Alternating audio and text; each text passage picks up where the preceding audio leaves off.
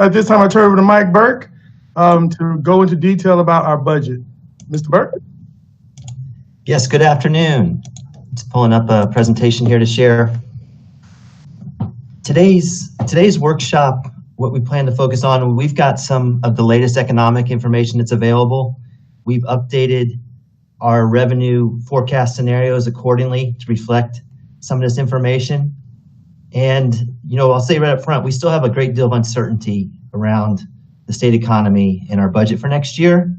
But we do believe at this time it's wise to go ahead and take some proactive measures to start saving money and putting money aside.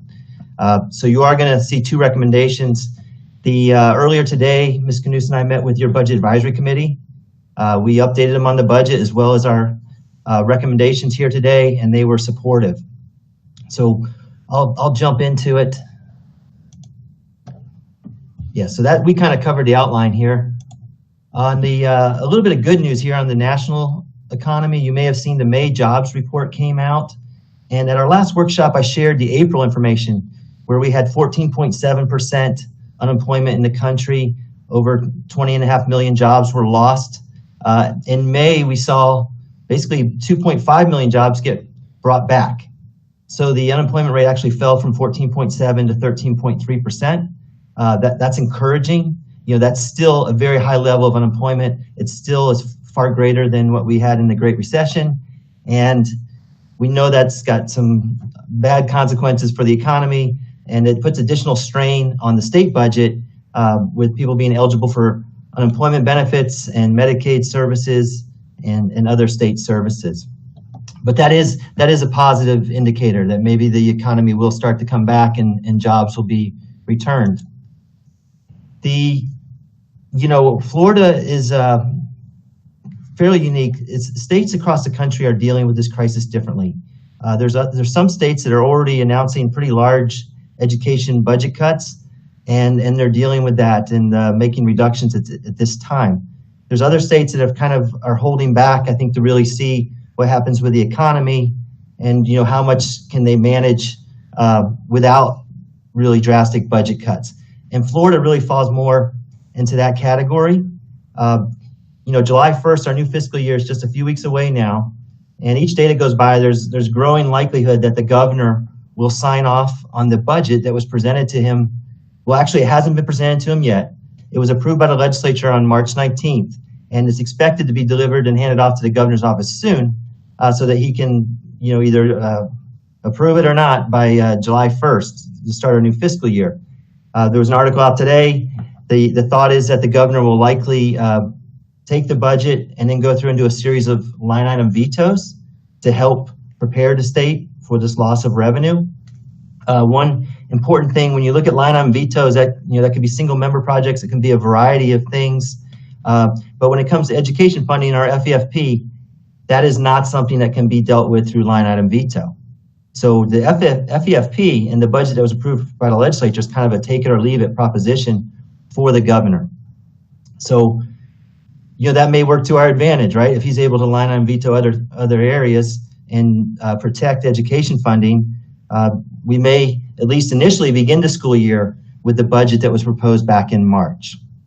We've been paying great attention to Senate President Bill Galvano. He's issued a series of letters over the last couple months.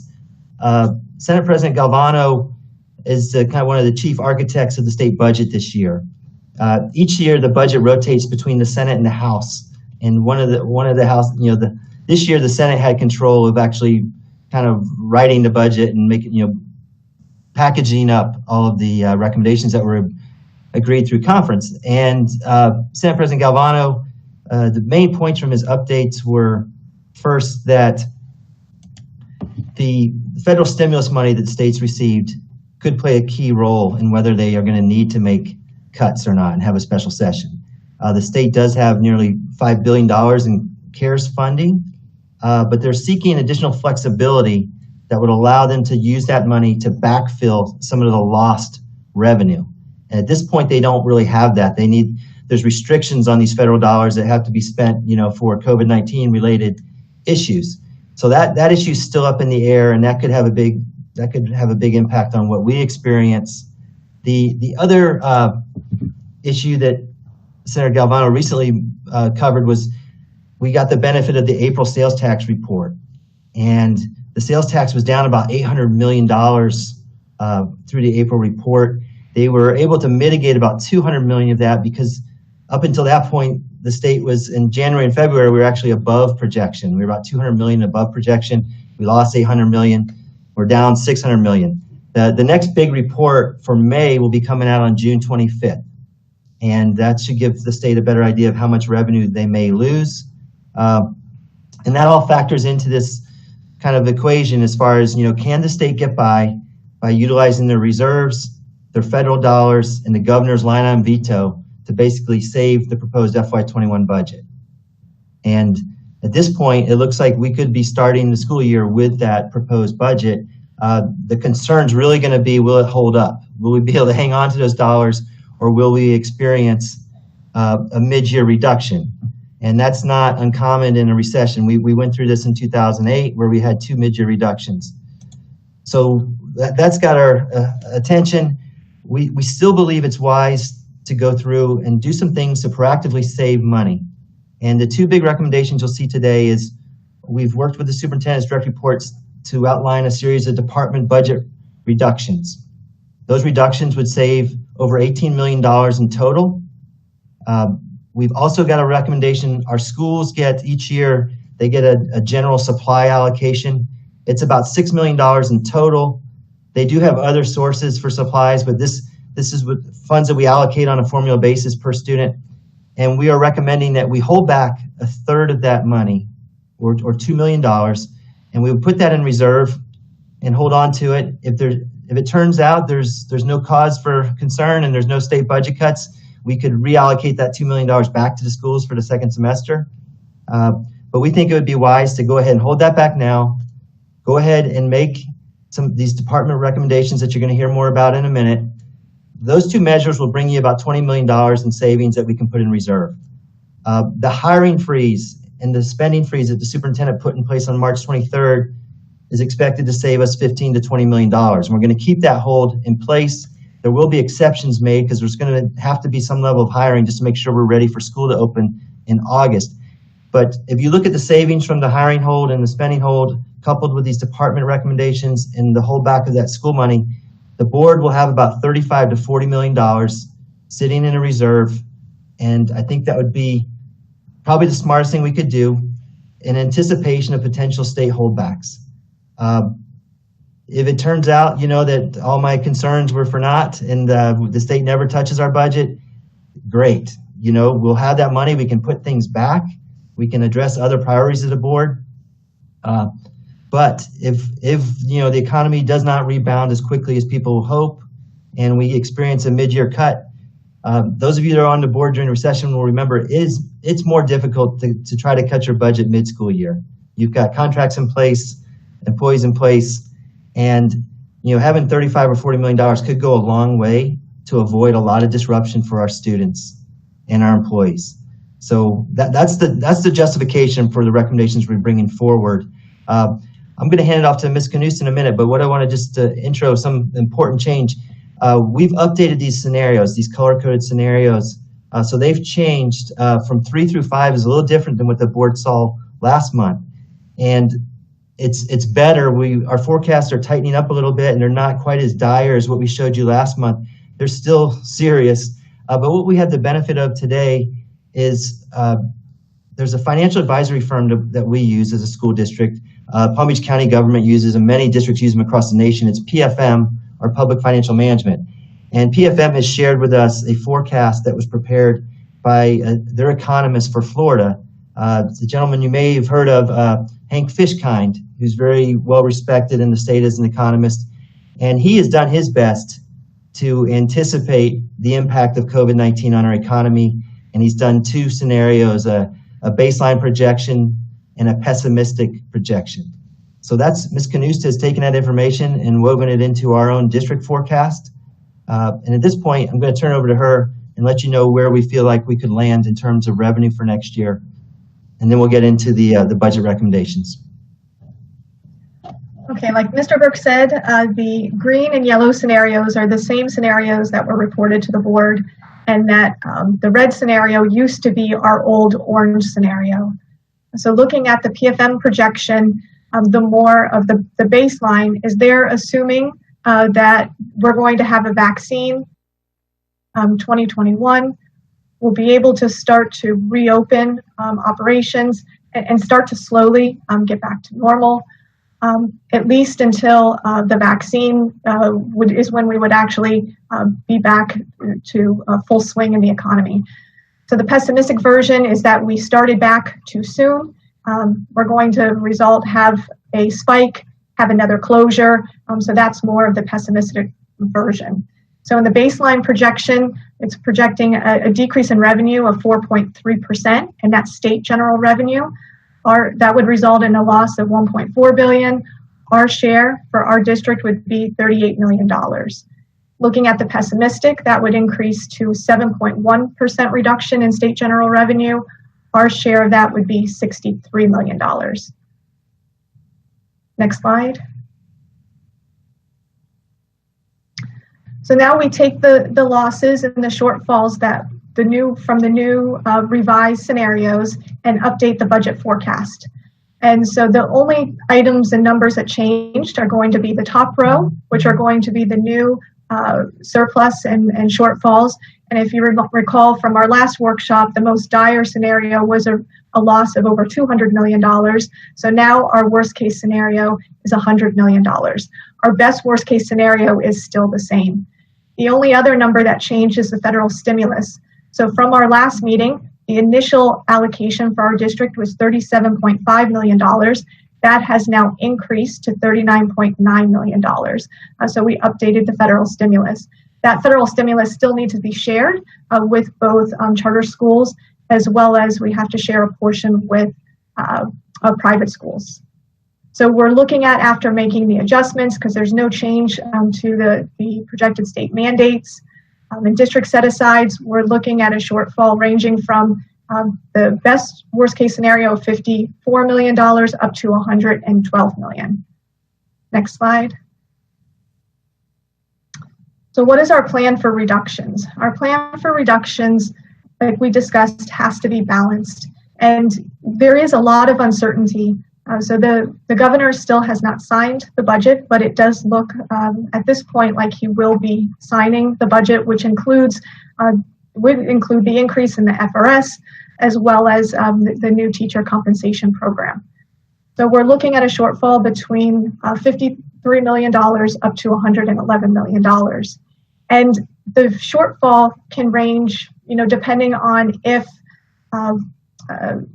the revenue reductions from the state are really at and match our scenarios, could be anywhere in between, the potential green scenario, which is that the state budget is approved, there's no real reductions. We know that that's not a reality, but what we're looking at in terms of shortfall can fall anywhere between any of those scenarios. So what we did is we created 4 tiers, and the tiers do not align with the scenarios.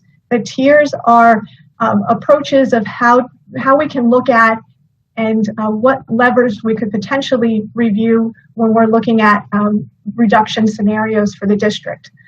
We have our tier 1 scenario, which is the only scenario of reductions that we are recommending for approval by the board. Tiers 2 through 4, those are just proposals and would be brought back that if the savings generated in tier 1 are not sufficient and we needed to have additional reductions, we would then come back to the board with what those proposals would be. But there is so much uncertainty at this time, we can't say that our recommendations would actually be what we have in tiers 2 through 4. That is just to get the discussion started, but that is not what we are recommending. The only recommendation we're making is the reductions and the savings within tier 1. So next slide. So the tier 1 reductions include the hiring and spending freeze, the department reorganizations, and those total $18 million. The department reorganizations total of $18 million across both the general fund and capital maintenance transfer. and looking at the hiring and spending freeze, it's looking to that we're going to generate savings of $15 to $20 million, as well as, in addition to the hiring spending freeze in FY21, that $4 million that you see there includes the $2 million holdback from the schools related to non-salary. So those tier 1 reductions, totaling $34 million in the general fund, are the only ones that we are recommending. Moving on to tier 2 reductions, those are not ones that were reductions that we're recommending, but if the savings in tier 1 are not sufficient, it might be something that we would start to look at, but we would come back to the board prior to making any formal recommendations. Next slide. So that's the same with the tier 3 reductions. It would be, looking at additional department cuts, as well as looking at school support staff realignments in both tier 3 and tier 4. But with both of those tiers, we're not recommending pursuing tier 2, tier 3, or tier 4. Our only recommendation is tier 1. So next slide. So getting into a little bit more detail with tier 1, we already talked about the spending freeze and the amount that it's estimated to save.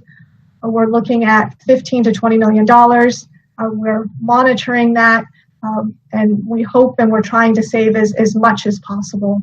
And looking at the spending freeze for next year, we're looking at an increase of building that onto that savings, an additional $4 million. With the department reorganizations, we were targeting strategic realignments, and departments were able to save $18.4 million, resulting in 8% reduction in departments, focusing on retirees, eliminating all out-of-state and out-of-county travel, looking at supplies, software, and like I said, focusing on those areas that will have minimal impact to the school sites. Next slide. This is a breakdown by division. These have actually changed, and in response to a board question, we sent more updated numbers last night. So these numbers have changed slightly. So the total number of positions is 211 positions between both the general and capital maintenance fund. Next slide. So we have presented these recommendations to the Superintendent's Principal Budget Review Committee. They did support the tier 1 reductions. We would also reconvene the Superintendent's Principal Budget Review Committee if we needed to move on to those tier 2 through tier 4 recommendations. But right now, we're only focusing on the tier 1 reductions. Next slide. So we already talked about the tier 2 reductions. We would potentially possibly start to look at class size, but not something we're recommending. Next slide. Tier 3, looking at additional reductions within departments as well as support staff at the schools. But again, we're not recommending tier 3 reductions at this time. Tier 4, again, additional support staff as well as class size, but we're not looking at recommending tier 4 reductions at this time. Next slide. Just before you continue on, General Counsel wants to add something. Thank you. This was just to check. I'm getting some feedback that possibly our feed is interrupted. Can somebody just check on that?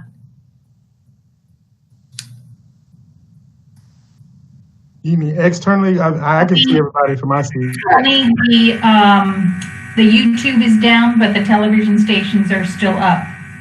Okay, thank you. Sorry for the interruption. Just wanted to make sure. While we have you, Mrs. Rico, I have a question. Mrs. Knus just said something about if we had to go to phase 2, we would increase class size. Class size is set by the Constitution, so I'm not sure. How would we accomplish that? Or can we violate the Constitution, or are they suggesting there's another way to get to the more than 18 kids in a classroom without violating it?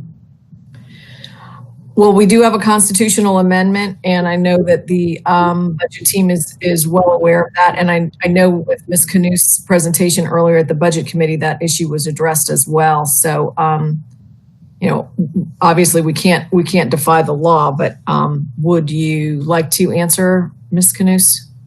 Yes, right. And like I said, we're not recommending proceeding with raising class size in tier 2. We're only recommending the tier 1 reduction proposals. But the minor changes within tier 2, this would be something we could potentially look at. They're so slight that most schools would still comply with class size.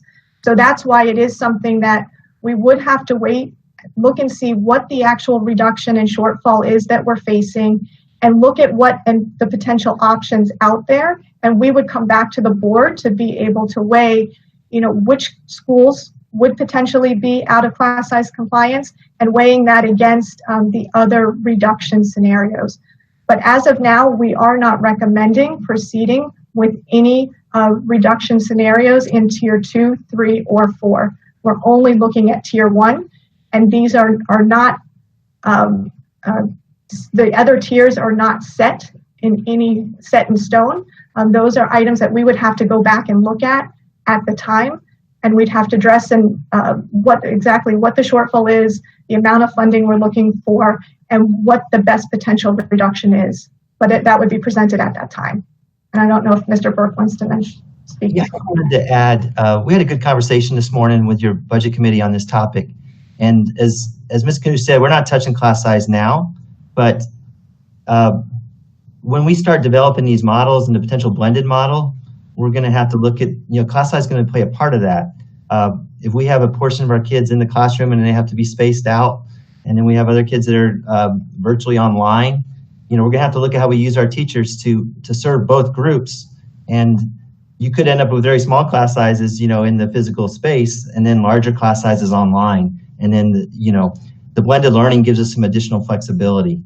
The recommendations you see further on, like tier 4, where you see a very significant increase in class size, part of that was predicated on, would the state be giving us some flexibility? You know, we're waiting, we're expecting to get some guidance from the state soon, and hopefully some flexibility for next year.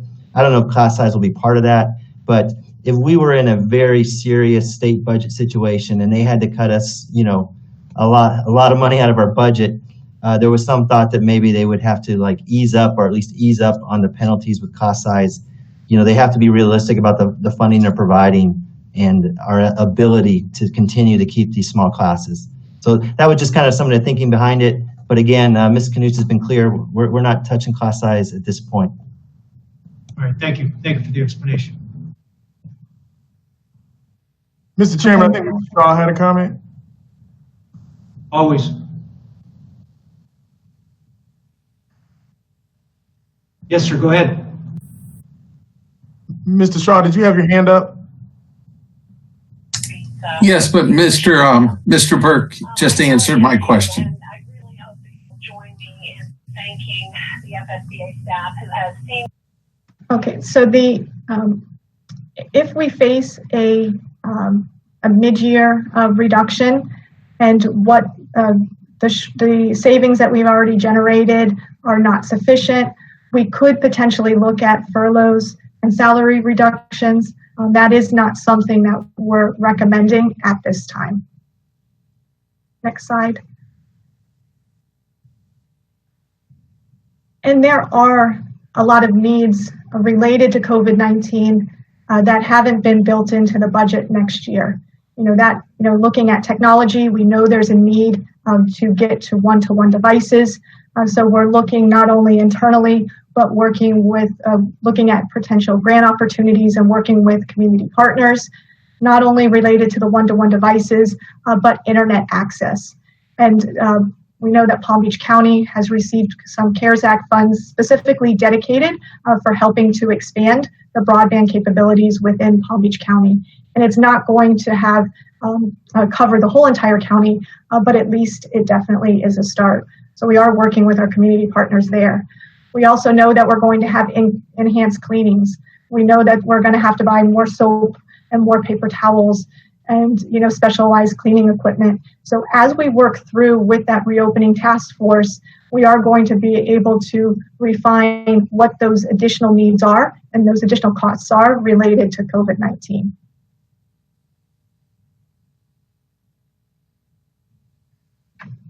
So with that, I just wanted to say that I just reiterate before I give it back to Mr. Burke, we are only recommending right now pursuing tier 1 reductions.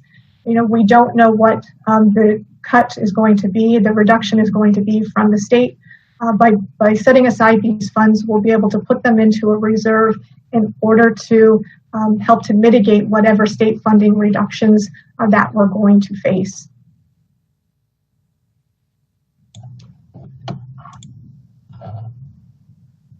So I'll jump in here. Our timeline hasn't changed. We'll be working on the budget throughout the summer. We'll be back to you in late July for a recommendation to get approval for a tentative budget. I think I feel good that we've done our homework. We've been in constant communication with other CFOs around the state and the country, and everyone's in kind of a difficult spot. And all districts are working on their plans to reopen. So there is, like we said, a lot of uncertainty. We feel like these recommendations would put the board in the best position to deal with the unknown. And, so we would like your support for those, the recommendations we outlined in tier 1. That'll help us move forward with building the budget. There was a lot of good questions asked about this workshop. So Ms. Knus and I were scrambling last night to try to get those all answered, and then HR had a role in that as well. I hope you had a chance to read those responses. We were able to kind of break down the impact of the department cuts, position by position, vacancies versus filled versus retirements, and all that type of data. And it's never easy to make any reduction, but we have tried to do this in a manner that ultimately will hopefully safeguard our children and the bulk of our workforce. So at this point, I think we could open it up for any questions the board may have. Let me start with a question, Mr. Burke, and my question because I talked about this yesterday, and I also talked to the superintendent earlier today, and I believe there's been some change in what the plan is. If you look at slides 12 and 13, it talks about tier 1 includes retirees and vacancies, but we all have probably been getting calls from employees that are being terminated, or not terminated, but they're being non-renewed. So I understand that the plan now has changed on that, and we figured out a way to go forward without the non-renewal. Originally it was 50, and then I understand it was down to something else. So I guess there's some plan on fixing that, correct? Yes, sir. We worked with the superintendent and his direct reports yesterday. We really dug through the numbers. We have some people that are in unions. If you're in a union and your job is eliminated, you get excess, and you're put into an excess pool, and we can then place those folks to other jobs within the district. And one of the benefits of this hiring hold that we've had in place since March is it's creating vacancies every day through attrition. So the union folks are better protected basically from these things. If it were to be that we had so many reductions that we could not place all of the folks that are within a union, then the next step would be a reduction in force. And those are spelled out in our labor contracts with each employee group. And that's when you get into, well, who's got the most seniority, and then you actually have a reduction in force. We're not talking about a reduction in force. The reductions at the end of the day of fill positions are manageable to the point where we feel all those people can be placed. So that's the union folks. Our employees that are miscellaneous or administrative or confidential that are in the non-bargaining unit, if they're non-reappointed due to budget reasons, typically they're in a little more dangerous position, right? They need to go find another job within the district by July 1st, or they could be without a job. So we had a relatively small number, and correct me if I'm wrong, but I believe that number is down to 11 people that were non-reappointed and didn't have a job lined up yet. The superintendent's made the commitment yesterday that we will get those employees placed. We feel like we're a big enough district, nearly 23,000 employees, and that it may take a few months, but it will make that commitment that we will not non-reappoint them, that we'll keep them, and then we'll have to work to find them a job. And in the interim, they would continue on in the job they're in. We had another subset of employees that were currently in the non-bargaining unit, but they've been reappointed as a teacher for next year. I believe there was 9 of them. So those folks will be heading back to a school site. And that's not uncommon when when the budget tightens up. We saw this in the Great Recession. We had to redirect staff to a large degree to keep people employed and meet the needs of our schools and our students. So yes, what has changed is we are now making the commitment that with these department reductions, it's manageable. Again, the bulk of the positions being eliminated were vacancies, that we can do that in a manner and not have to non-reappoint the department personnel. All right, thank you, Mr. Burke. The Communications Director, Mrs. Shea, has indicated that we should tell everyone that's watching that we're having technical difficulties with our YouTube link while we work through this. Please watch Comcast 235 or AT&T UVerse 99 or the government channel 20 until it's fixed. The YouTube link is fixed. Any board members have any questions for Mr. Burke or Ms. Knust? I think you guys probably got all the questions you could probably even anticipate from those of us yesterday, but I see Dr. Robinson and Mrs. Andrews. Okay, thank you. Yes, and thank you for Mr. Burke and Heather Knust and everybody else who responded to our questions. So, and I haven't fully digested them yet, but let me just say this. I remember this exercise, right?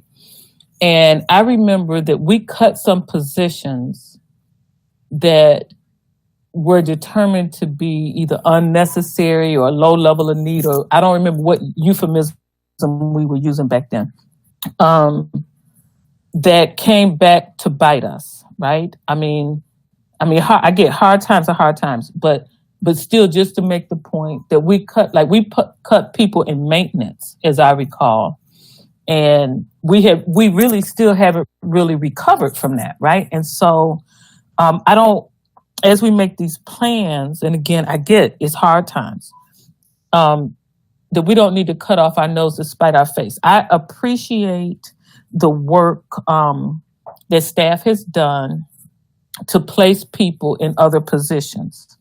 I'm really, really clear that I don't want us to create unemployment.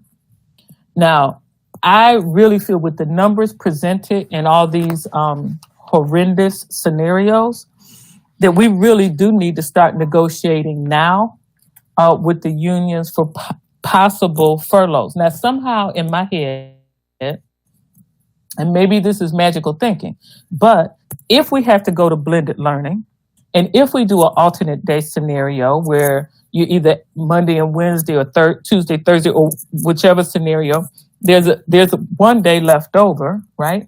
So my thought is, why don't we just close school on that one day? I mean, it creates some other circumstances, right? So we still have to work with community partners for children to be in a safe place where they can continue learning. But then maybe we could, the worst case scenario, the way I do the math, the worst case scenario, if we furloughed everyone, including us, right? One day a month, it would meet the financial need for the red scenario, right?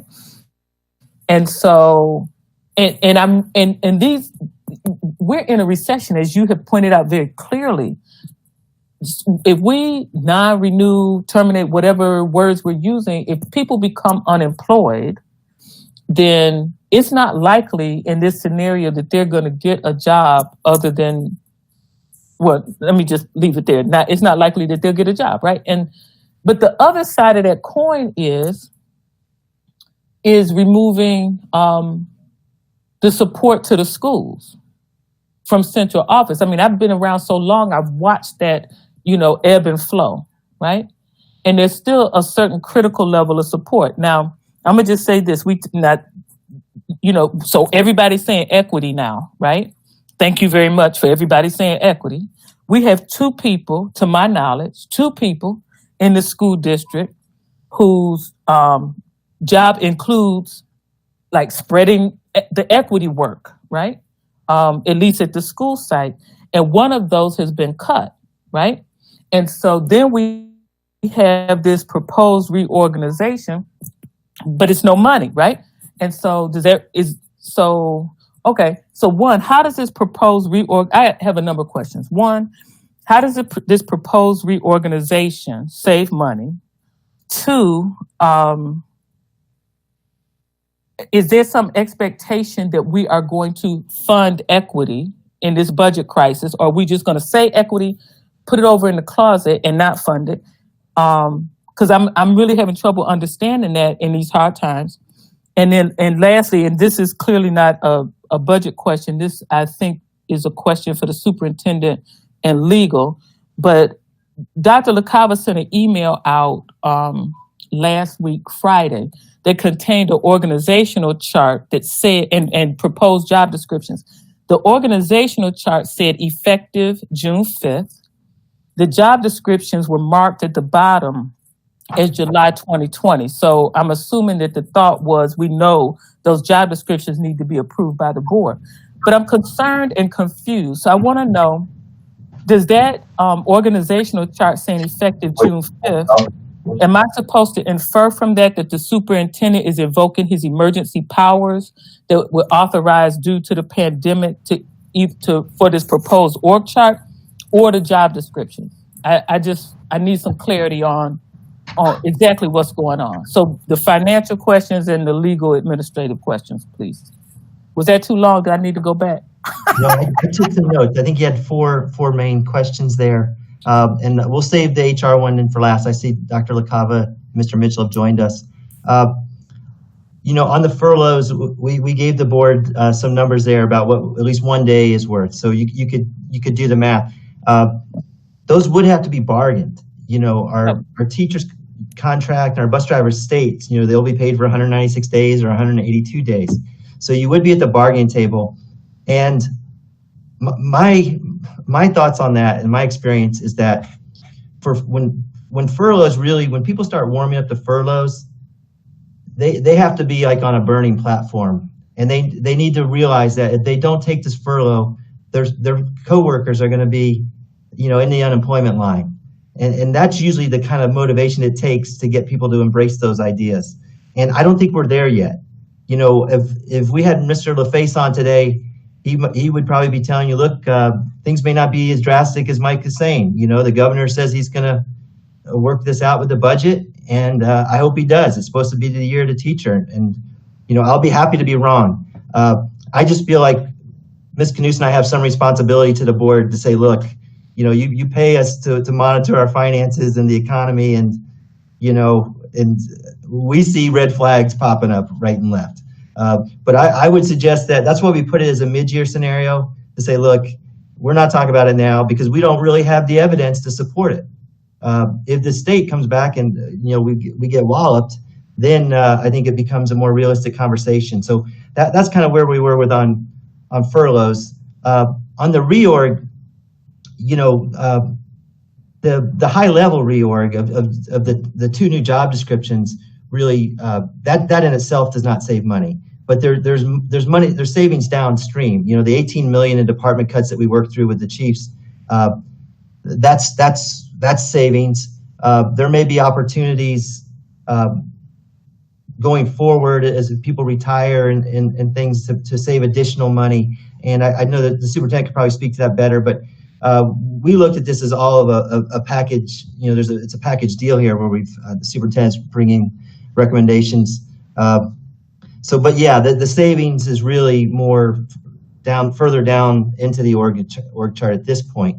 And there's been reductions, with the vacancies that we've eliminated. Some of those are in high places. Your board office has got a vacant assistant, and we swept that up with the reductions as well. And the superintendent is going to be giving up an administrative assistant. So we are making reductions at the highest levels there that are going to save money. The equity, I guess, so I'm going to move on. I hope I've answered that. Moving on to your equity concerns, I can offer you one small sliver of equity that we tried to work in recently. And we talked about holding back $2 million from our school non-salary accounts. And Ms. Knudsen, developed a formula we recognize that some schools, and we talked to our principals about this, and they're quite candid. Some say, look, if I've got my facility rental money, or I've got, strong internal accounts, your supply money is kind of a meager allocation anyway. I can live with that. That's much more preferred than to losing a person on my campus. But then we recognize that not all schools have the luxury of some of these other outside funding sources. So that's where Ms. Knus wove the free and reduced lunch rate into that, and we took lesser amounts from the schools that appear to be in greater need. So that was one small example of equity. I think as we develop our return to school, there will be more opportunities for equity. As we develop these models, I don't know, we've got such a big job in front of us. I don't want to make any guarantees at this point, but I would say that is at the forefront of our thoughts as we look to reopen. I've been fortunate enough to work with the ERS group. You may recall that they were in a few years back, and they have a group, they're partnered with the Aspen Institute, and we met yesterday, and they continue, to drive the equity issue in that lens, and they really put that into numbers, and how you develop your formulas and your allocation. So Ms. Knus and I have embraced that work, and I know there's support throughout the organization for that, so we'll just keep looking for more opportunities. And then on the org chart, I'll hand it off to Dr. LaCava, but my understanding is with the budget, we're talking about July 1st, that those job descriptions and that change the org chart actually kicks in for next year, FY21. So thank you, Mike, for handing it over. Dr. Robinson, good afternoon. In regards to the org chart, when it was submitted, the date that you see in red on the top part is not when it's going to go into effect. It's how we track organizational change. So on 6/5/2020, changes were made to that organizational chart. To make it more clean, what we've done is remove that red marking on the top. It's going to be featured on the bottom right-hand corner, and it's just when we make changes to the organizational chart, it's just a reflection of that date. So on, I believe tomorrow, you will see a brand new organizational chart without that red date.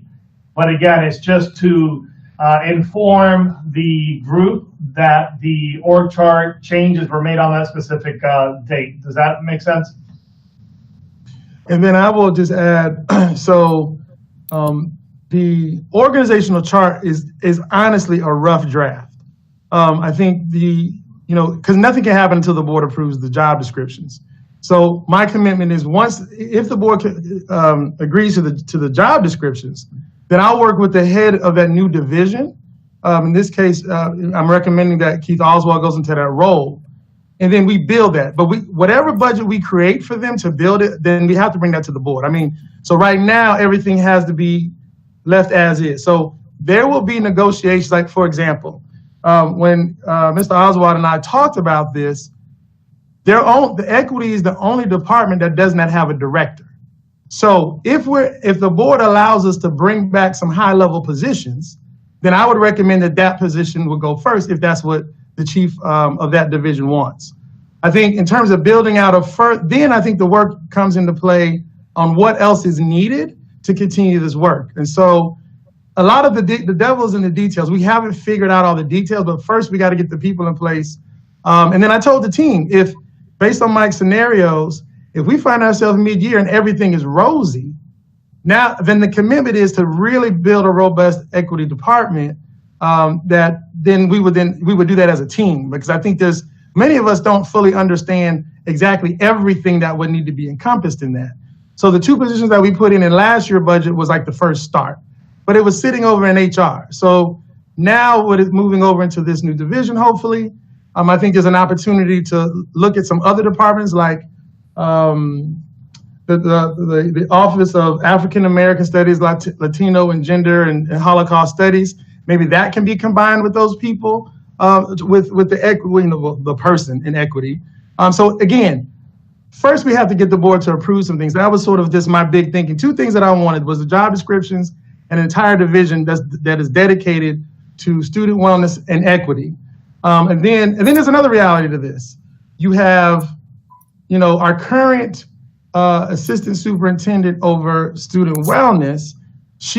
There's also a succession planning issue. She retires in the next year. So then we've committed right as of today when vacancies occurred, not to replace those vacancies in order to start scraping back money. Now, we're obviously moving into an area so that we can start hiring again.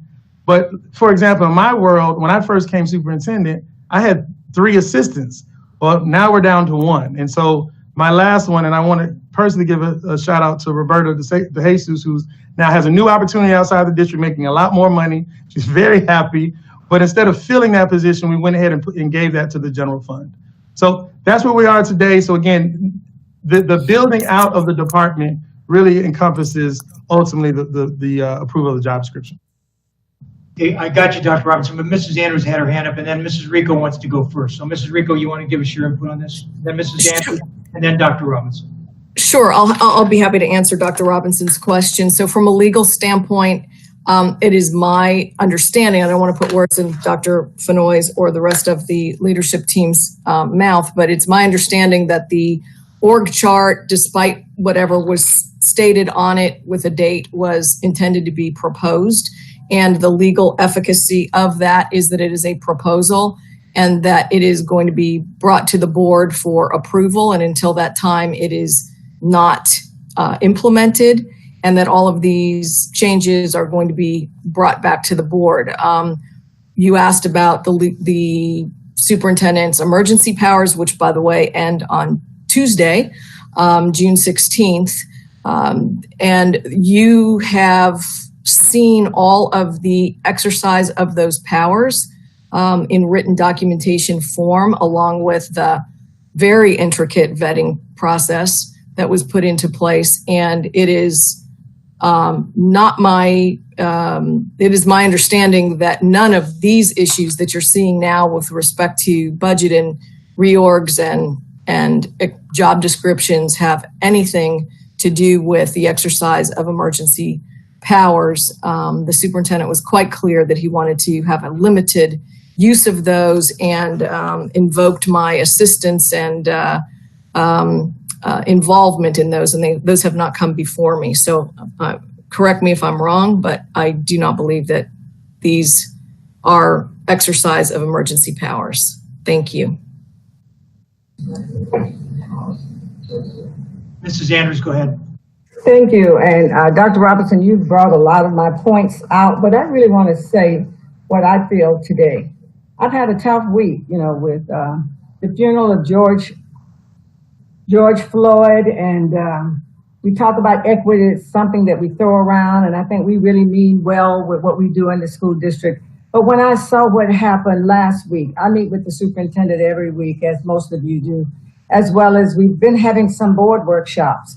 And when I saw that org chart and those job descriptions and the removal of the deputy within a minute, that was very, very disturbing to me. I have to say this publicly because I did not know that. I talk to Dr. Fenoy all the time. It's good that we're having these conversations in the open today at the board meeting, but it cannot be acceptable for us to get something at a moment's notice of this kind of impact for the school district of Palm Beach County. I recognize that Mr. Oswald is just one person, but he's been an outstanding person working for the school district since his days of a teacher, and he's brought us a long way. And he was on that phone call with me, that Google Meets or Zoom meeting with me when he was called in. And the people that were on that meeting heard him say that he was going into a meeting to hear that for something. We didn't know what it was. But in the meantime, while I was on that meeting, I got the audio file from the superintendent, and then I got the call because I called back, and it was just terrifying for me to hear that like that. I like this conversation we're having today. Thank you for all of you answering my questions. I want to commend Mike Burke. He's awesome. He stands as a leader with the Council of Great City School for Financial Leaders. The work that we see that he has done is absolutely good work. I think here at the school board, from the leadership of the superintendent, it has to be better communications. I worry now when we talk about equity and the gentleman in Mr. Oswald, who we've invested so much money in and elevating him up in this region, is not going to be able to maybe do what he needs to do. And it's all about respecting him too and thanking him for all this work that he's done as the deputy superintendent. When I heard the coalition a Black Student Achievement read that letter. It makes me feel sad that I didn't get a chance to say something before this org chart and these job descriptions were written.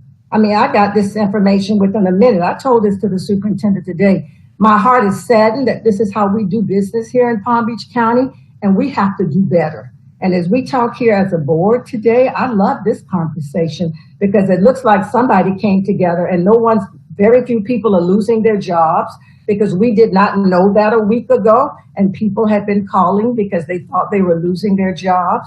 But HR has come together, as well as Mr. Burke and the superintendent, to save these jobs. When I see 30 plus positions from the deputy superintendent, I don't know who these people are. I just know they do some tremendous work there in the realms of equity and in the Glades region. The Glades region. The reason that we now in the Glades region have no F&D schools was because of that work Mr. Oswald did. And I am hurt. I'm personally hurt that I didn't get a chance to say something on his behalf for his future. Now, you know, when people see that you've been transferred or demoted, and I know about that kind of stuff personally when you get to the top levels, but we've got to respect people and help them through that. It's a mental health issue when you do people in. So I'm saying as we move forward with tier 1, tier 2, tier 3, and tier 4, I'm hoping that we're going to have some services to help these people that may lose their jobs through, if it's a reduction in force or even if it's a non-reappointment, that we will have some EAP assistance for them, as well as helping them to find a way. We're in a pandemic, people, and people are home, and you don't know what could happen to them behind closed doors. I've been home since March, just like everybody else, but I'm in a different position. I've retired. So we've got to do better by our people. And I'm asking the superintendent personally and this board that we can never let this happen to anybody else again, Mr. Oswald or anybody else, because it's really a bad reflection on the school board of Palm Beach County. Thank you. After Mrs. Andrews, Dr. Robinson, and then Ms. Brill. So I will defer to Mrs. Brill and then come back, please. Go ahead, Mrs. Brill. Well, I'm going to give you a welcomed reprieve. I thought that maybe I offended someone because I had my hand up for about a half hour and no one saw me until I finally called Mrs. Bass and she said, "You're not on our screen." So I was glad to hear that I wasn't just being ignored. But anyway, I'm going to shift back and take you totally in a different direction.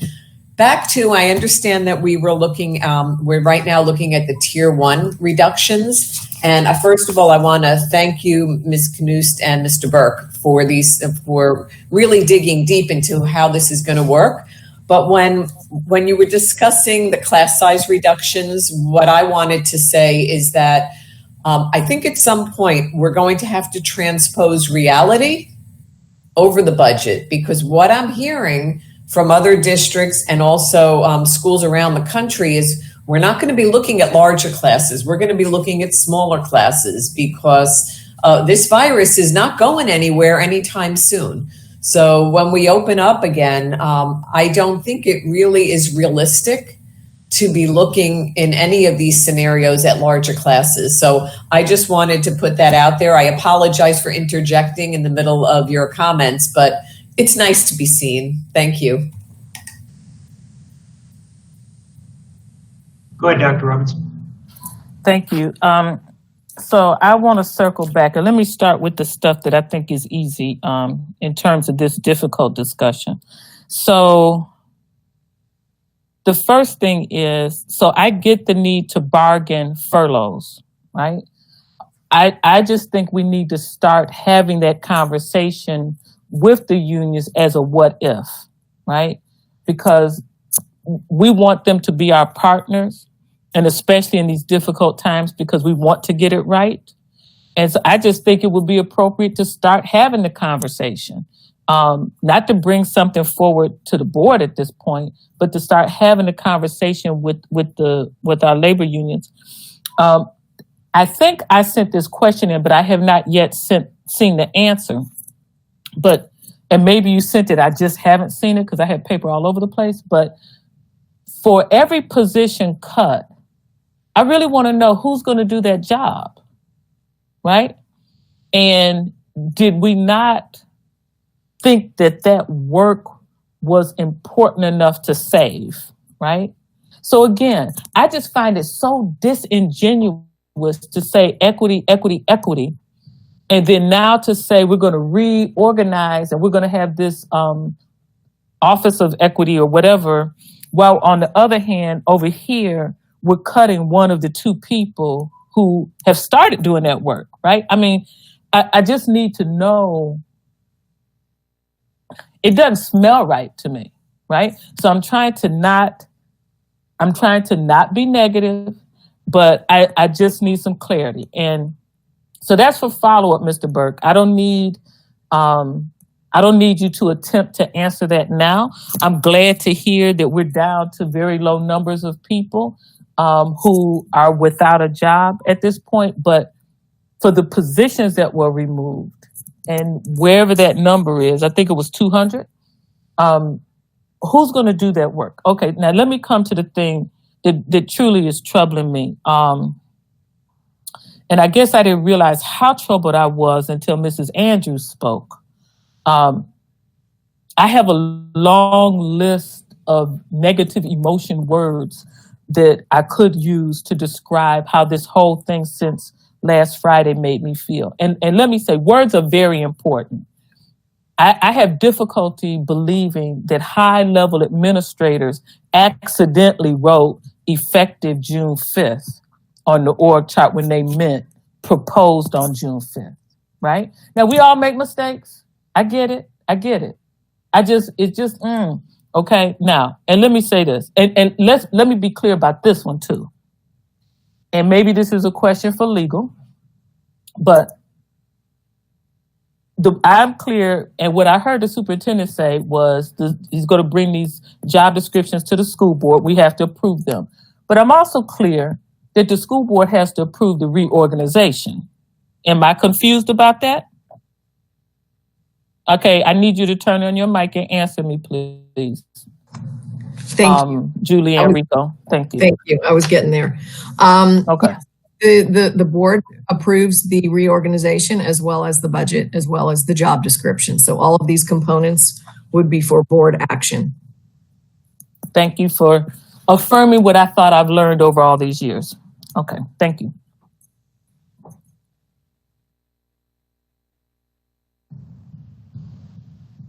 Anybody else? So let me just make a comment.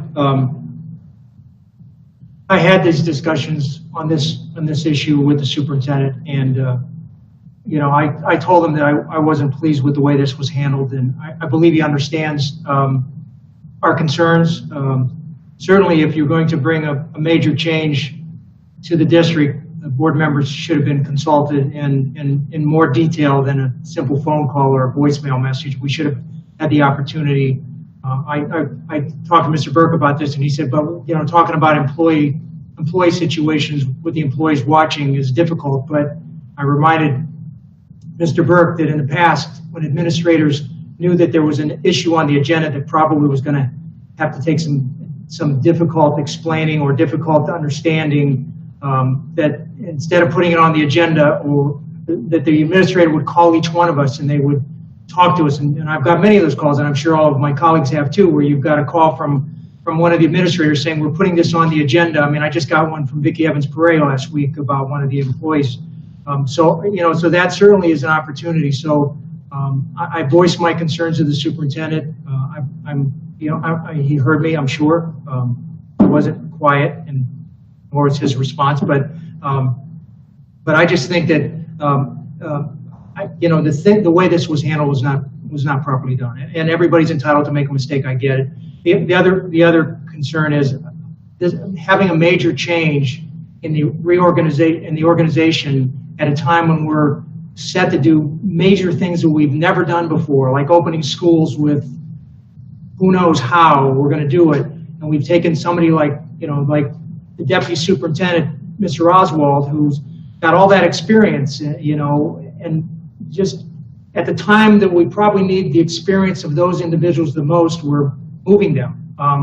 So the timing just doesn't appear right to me, and that's basically where I'm at on this. is no surprise to the superintendent. I've had those discussions with him. Any other board members wish to say anything? If not,